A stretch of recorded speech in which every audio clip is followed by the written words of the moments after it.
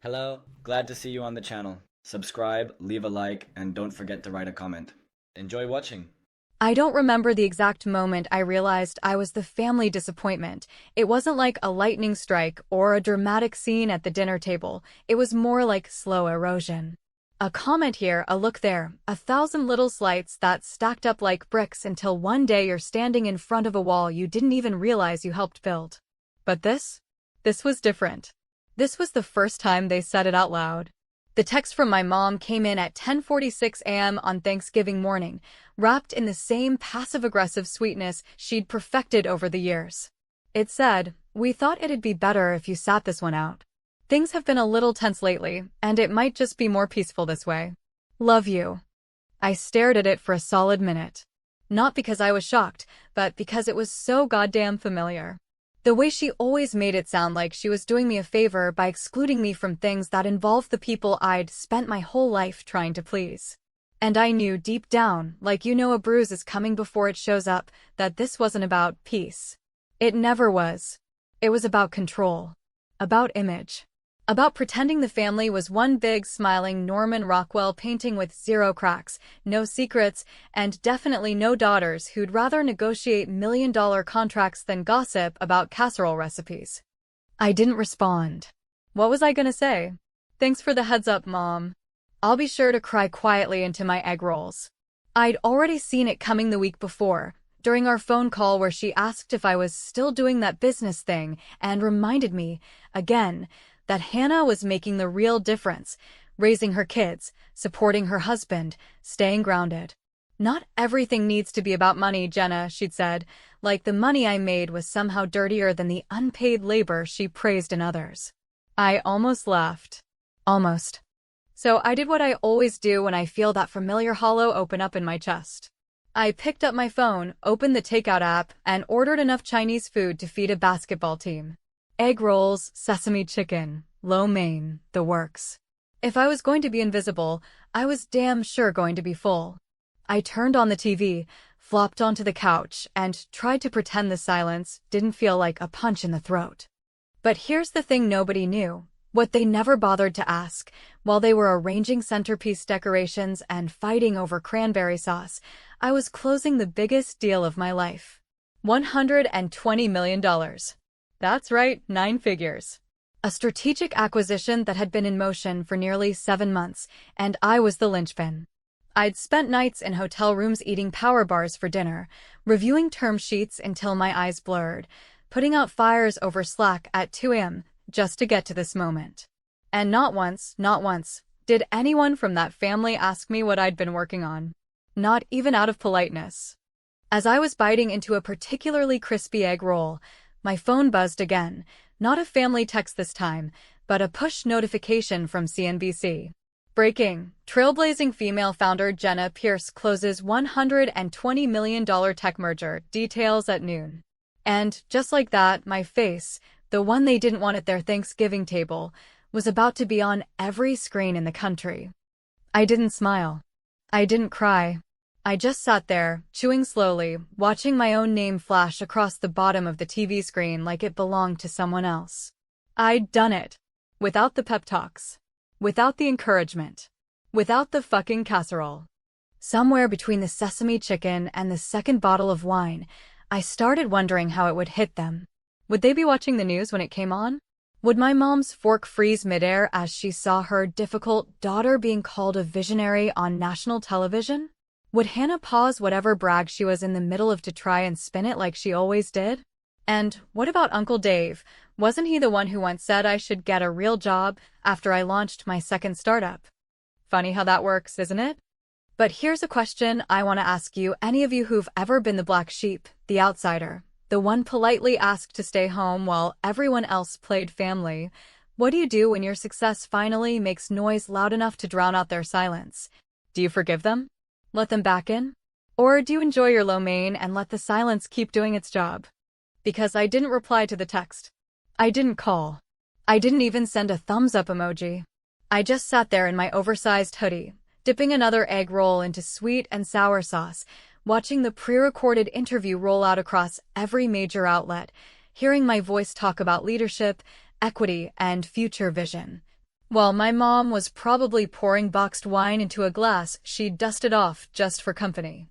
It didn't feel like revenge. Not yet. But it felt like something was shifting. Like after all the years of being told to tone it down, quiet it down, sit it out, I'd finally pulled up a chair at a table they couldn't kick me away from. Only this time, it wasn't their table anymore. And I wasn't asking for a seat. ChatGPT. Right, without short sentences. Sentences should be long, meaningful, and full of content. Don't use emojis.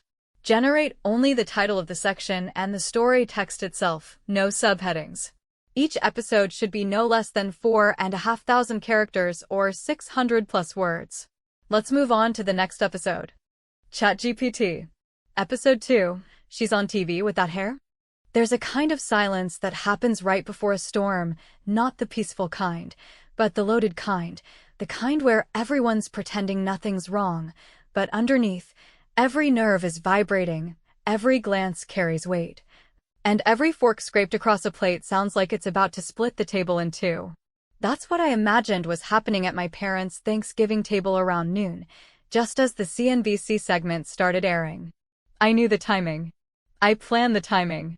The interview was pre-recorded the day before, carefully embargoed until noon Eastern sharp, the same moment when my mother would be fussing over whether the mashed potatoes were smooth enough, and someone would be passing around paper napkins with little gold turkeys printed on them.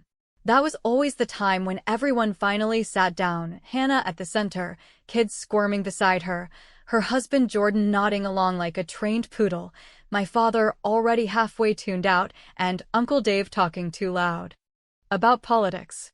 The funny part was, the network didn't even tell me the title of the segment until it aired, Disrupting Legacy, the women redefining American industry.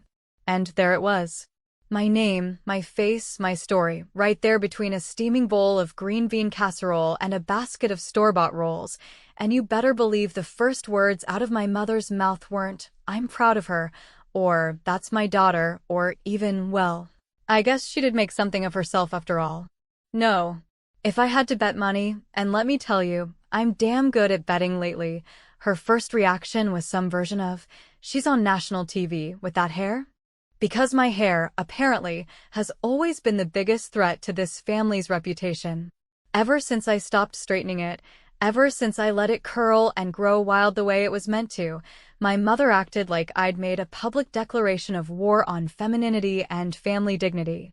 So imagine her clutching her wine glass, seeing me in a tailored navy suit, my curls unapologetically framing my face, talking numbers and strategy while the ticker tape under my name scrolled out the full price tag of my success like it was a lottery jackpot.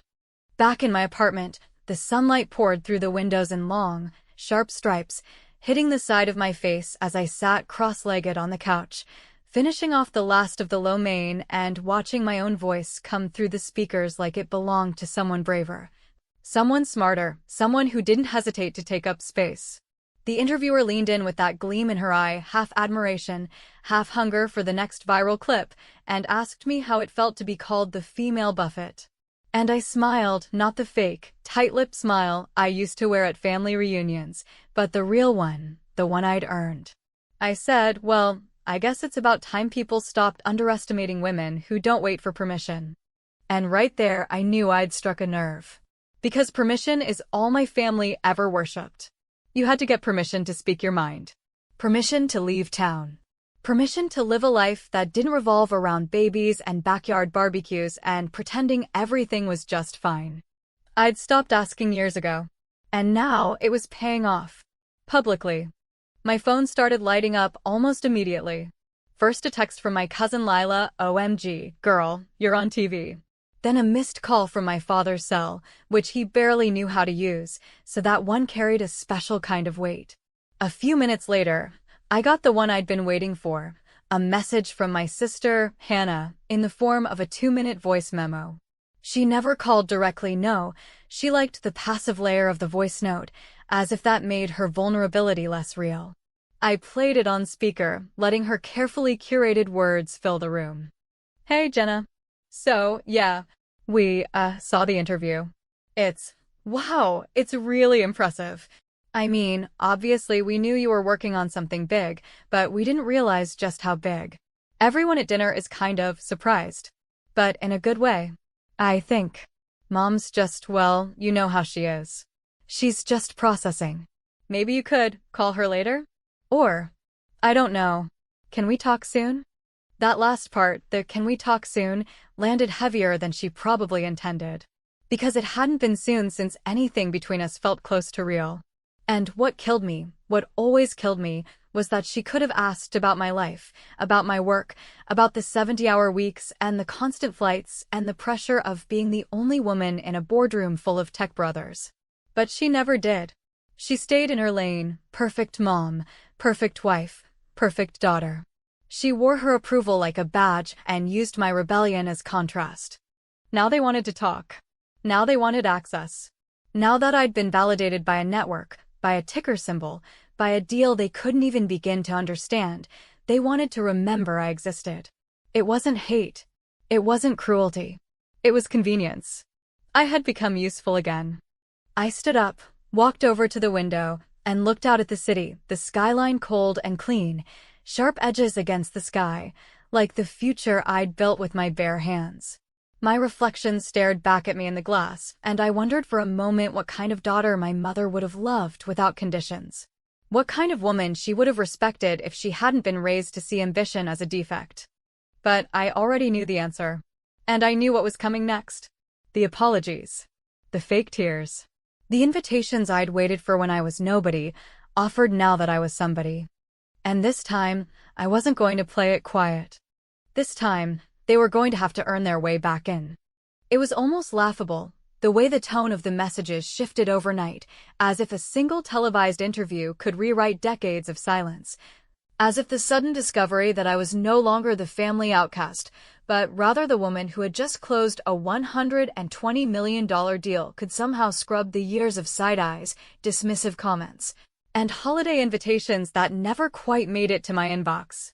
One moment, I was the too loud, too blunt, too ambitious daughter whose name was mentioned only when someone needed an example of what not to do with their life, and the next, I was a point of pride, suddenly a Pierce again, now that I was someone they could brag about. By Friday morning, my phone had become a revolving door of incoming calls, texts, and voicemails from people who had gone eerily quiet for years.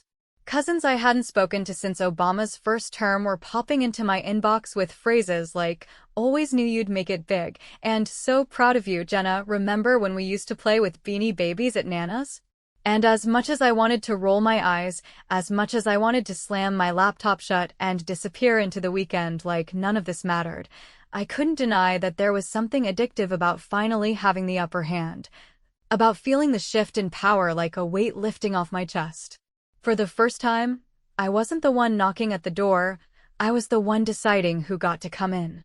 Even Uncle Dave, the man who once told me at Christmas that women in business are like cats in water, uncomfortable and unnecessary, sent me a LinkedIn connection request with a message that said, "Congratulations, Jenna. Always knew you had it in you." I stared at that one for a long time, not because I believed a word of it, but because it was the most blatant revisionist history I'd ever seen typed out in Times New Roman. The same man who mocked my first startup, who called my second venture a vanity project, who openly bet my dad $50 that I'd be broke by 35, was now pretending like we'd been some kind of mentor-mentee duo destined for greatness. I deleted the request. That bridge was not only burned, it was buried under concrete. But the one message that stuck with me, the one that didn't just bounce off my armor but actually lodged itself somewhere between my ribs, came from my dad. It was short. Barely a full sentence. Just, "I'm proud of you. Let's talk soon." No punctuation. No emoji. No awkward dad joke to soften the blow. Just those words, unexpected, unpolished, and painfully late. It should have felt good. Should have been healing. But instead, it just reopened a wound I thought I'd already cauterized. Because where was that pride when I was crying in a shared apartment after my second business failed? Where was that interest when I spent 3 Christmases alone, buried under deadlines because no one asked if I was okay? He didn't want to talk when I was struggling. He only wanted to talk now that I was winning. Still, There was a part of me, a deeply buried, embarrassingly hopeful part, that wanted to believe it was real. That maybe he had just been scared, or ashamed, or unsure of how to reach out. That maybe, just maybe, this could be a turning point. I spent most of the day pretending I wasn't obsessing over it, answering emails from investors and legal teams with a detached professionalism that masked the emotional chaos humming under the surface. At one point, I caught myself rereading my dad's message for the 5th time in an hour, and I hated how much power it had over me. I hated that after everything, part of me still wanted that man to see me, not just my success, not just the headlines, but me. Later that evening, I met with my attorney to finalize the last of the paperwork on the deal. The meeting took place in a sleek downtown office with floor-to-ceiling windows and white marble floors that practically screamed, "You made it." He handed me the documents, page after page of carefully constructed clauses, performance metrics, exit options, and bonus contingencies. It was, by all legal definitions, a dream contract, one that gave me leverage, visibility, and enough capital to never answer to anyone again. I signed it without hesitation, watching my pen move with a kind of detached clarity, as if I were watching someone else close the chapter on a decade of work and sacrifice. As we wrapped up, my lawyer asked if I wanted to celebrate, drinks, dinner, something. I said no, not because I wasn't grateful, but because I needed to sit with it. Alone. I needed to feel what it meant to finally win, not just in dollars, but in decisions. On the way home, the city blurred outside the car window, and I thought about every time I'd swallowed my pride just to keep peace at the dinner table, every time I let a comment slide for the sake of family harmony, every moment I made myself small so they could feel comfortable. Not anymore. When I got back to my apartment, I poured myself a glass of scotch, something expensive and sharp, the kind of drink that demands your attention. I sat down at the table, the same table I'd eaten my lonely Thanksgiving dinner at, and I opened my phone. One text. That's all I sent. To my mother, to the woman who told me it was better if I didn't come. Let's do brunch. No explanation. No apology. Just an invitation. Because I wanted to see their faces. I wanted to watch them try to pivot, to make this all make sense in their carefully curated family narrative. I wanted them to sit across from me and realize they no longer held the power to define who I was or what I was worth. And maybe, just maybe, I wanted to give them a chance to say the things they should have said years ago. But I wasn't banking on it. I was banking on something else entirely. The rooftop was her idea, my mother's, of all people, and when I got the text that said, "How about brunch at that place you mentioned last year?" I nearly dropped my phone, not because of the invitation itself, but because she remembered. I'd brought up that place once, offhandedly, after a rare family lunch where I'd excused myself early to take a work call, and I'd mentioned in passing that I liked the view from the Coppervine's rooftop, that the food was overpriced but solid, that the coffee was bitter and perfect. I hadn't expected her to retain it, not in a year full of birthdays she'd forgotten, milestones she hadn't acknowledged, and a deal she hadn't even known I was working on, but somehow, in this moment, that small remembered detail felt heavier than any apology she might have sent. I arrived 10 minutes early, which for me is practically late, dressed not to impress, but to establish tailored navy slacks, a cream silk blouse, leather heels sharp enough to cut through bullshit, and a pair of sunglasses I didn't take off even when the waiter offered me the wine list. I wanted to be composed, unreadable, the version of me they only ever saw in press clips and TV interviews, the version they had never truly believed existed. And when they walked in, my mother first, followed by my father with his usual air of polite detachment, and my sister Hannah in a pale green sundress like she was trying out for a Hallmark special, they all hesitated at the threshold, just a beat too long. Like they were walking into something they hadn't quite prepared for. We made it through the initial greetings with the kind of forced warmth that tends to crack under the weight of unspoken truths, and once we were seated, the conversation turned, predictably, toward the thing they had come here for, not the view, not the food, not even me exactly, but the story of what I'd done, how I'd done it, and whether or not there was still a place for them in the world I'd created.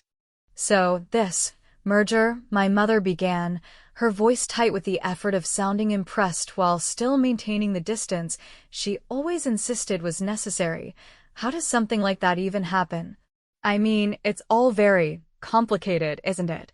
I took a slow sip of coffee before answering, not because I needed to think, but because I wanted them to sit in that moment, the realization that they were finally coming to me for answers, that the daughter they'd excluded for being too intense was now the one whose life they couldn't fully comprehend. It's complicated, I said, letting the words settle like sediment, but not impossible. You just have to know when to take the risk and when to walk away. Timing, strategy, a lot of gut instinct. And guts. There was a pause, one of those heavy, awkward silences that families pretend are contemplative when really they're just uncomfortable, and then my sister leaned forward slightly, placing a hand on mine with that earnest, patronizing concern she had perfected over the years. We're proud of you, Jenna. Truly. And I think, maybe we haven't said that enough.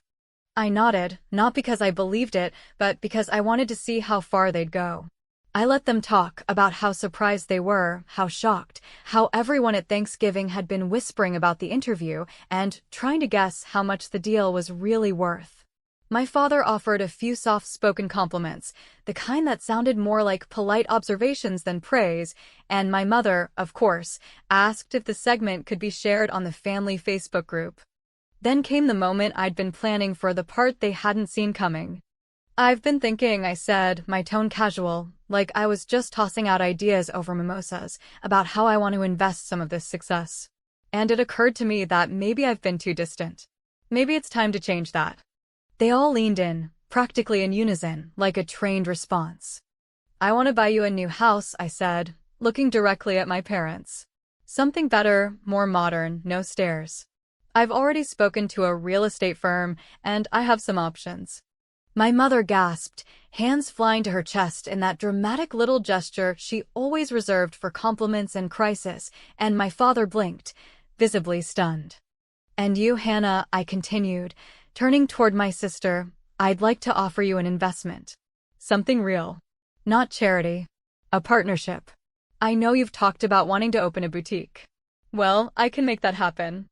Tears welled in her eyes before she even said a word. But, I added, placing my hand over the stack of neatly printed folders I'd brought with me, there's something I'd like from you in return. The tone shifted quickly, sharply, like someone had lowered the temperature 10 degrees. I'm working on a docuseries, I said, letting the words hang. It's about women in business, about family, about success, and what gets left behind along the way. Real stories. Real people. I want to feature us. Our story.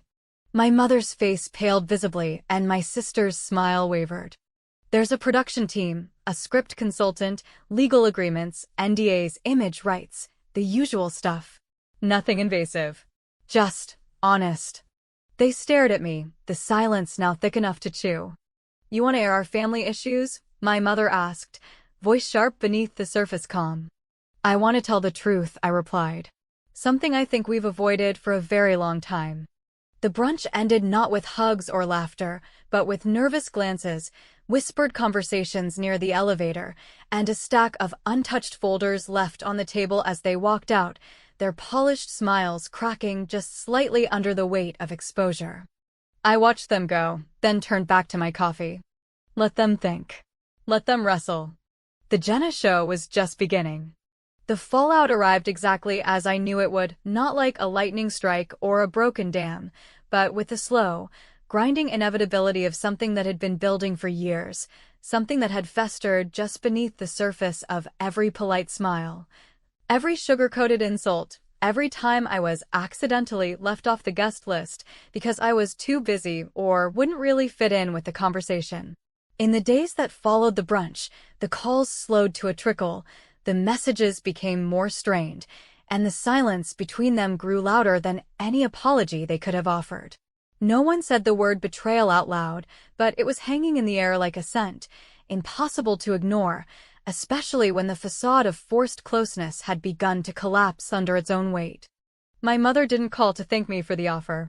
Instead, she sent a carefully worded email, Because of course she did, expressing her discomfort with making our private family business public, and that while she appreciated the gesture, she felt it was not in the best interest of our legacy to participate in something that might be misinterpreted or sensationalized. I could almost hear her voice in the phrasing, the clipped vowels, the fake elegance of someone who had spent her entire life convincing others that the surface was the whole story and that anything beneath it wasn't just unimportant, but dangerous. Hannah followed up with a text that said, simply, "I think this is too much, Jen. I'm sorry." That was it. No conversation. No follow-up.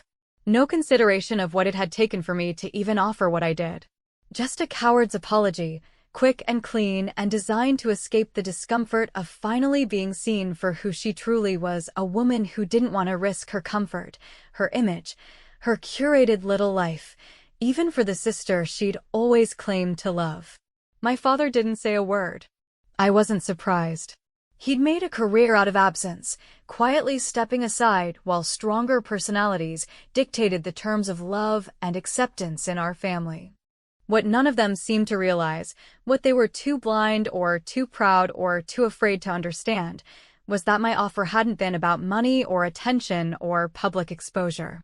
It had been about accountability. It had been about standing in front of the people who shaped you, for better or worse, and saying, "This is who I am. And if you want to be part of that, you have to meet me halfway." But halfway was too far for them. Too vulnerable. Too real. So I withdrew the offers. Every single one of them. I called the real estate firm, canceled the property hold, terminated the boutique proposal paperwork, and sent formal retractions to the production team with a note that said the family had declined to participate. I didn't explain. I didn't justify. I simply closed the door they hadn't realized was already halfway shut. And then I made a call of my own. Not to a therapist. Not to a friend. Not even to one of the half-dozen advisors circling around my newfound public status, like sharks smelling blood in the water. I called the owner of the Copper Vine, the rooftop restaurant where the entire mess had played out, and I made an offer, quiet, strategic, irresistible. 3 weeks later, I took possession of the building, not just the restaurant, but the entire property. I changed nothing about the decor, the menu, or the staff. I didn't need to. All I needed was the title deed. I wanted to own the place where they had tried to perform a reconciliation that was never sincere, where they had attempted to negotiate their way back into relevance with me while clinging to the same superiority that had pushed me out in the first place. I didn't want revenge in the form of screaming matches or public scandals. I wanted revenge that lingered, that settled into their bones every time they drove past that corner, saw that rooftop, heard my name attached to something they couldn't touch. Because power, real power, doesn't scream. It doesn't beg to be understood. It just stands there, quietly immutable, reminding people of what they could have had and chose to lose. On the day the new signage went up, a sleek, understated bronze plaque bearing the name J. Pierce Group Holdings, I received one last message from my mother. It was short, the kind of short that contains decades of meaning packed into a single sentence. It said, "We didn't mean to hurt you." I stared at that line for longer than I care to admit, my fingers hovering over the keyboard with a dozen possible replies dying on the tips of my fingers. But in the end, I didn't respond. Because what could I say that hadn't already been said with silence, with closed doors, with opportunities offered and rescinded? What could I possibly explain to a woman who had spent her life choosing peace over truth, who had treated discomfort like a threat rather than a doorway? Instead, I turned off the phone, walked to the edge of the rooftop, and looked out over the city I had built a place for myself in, not because someone cleared the path, but because I hacked through the overgrowth myself with nothing but instinct and refusal to disappear. The skyline shimmered in the late afternoon light, and somewhere far below, a family very much like mine was probably sitting around a table, pretending everything was fine. They never wanted me at the table. But that was the mistake. Because now I don't need the table. I own the whole damn restaurant.